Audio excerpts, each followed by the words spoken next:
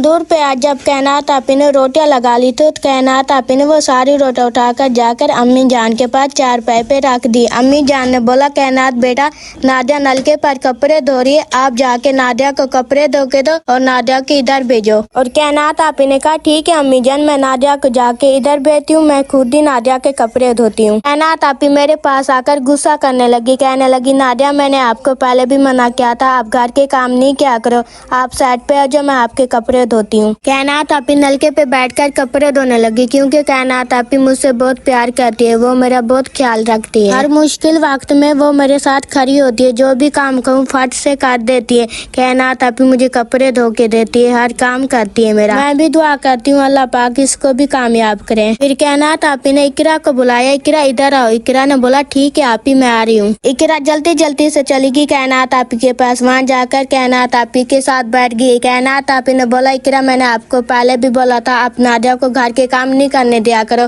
आपको पता है नादिया की तबीयत सही नहीं होती। फिर इकरा ने बोला, कायनात आपी मैंने नादिया को कई बार मना किया था, आप घर के काम नहीं किया करो, नादिया जिद करके फिर भी काम करती है। कायनात आपी ने बोला, चले ठीक है, इस बार मैं आपको माफी दे रही हूँ, नेक्स्ट टाइम नादिया के कपड़े तुम धोगी। यही है हमारा असल प्यार और असल जिंदगी।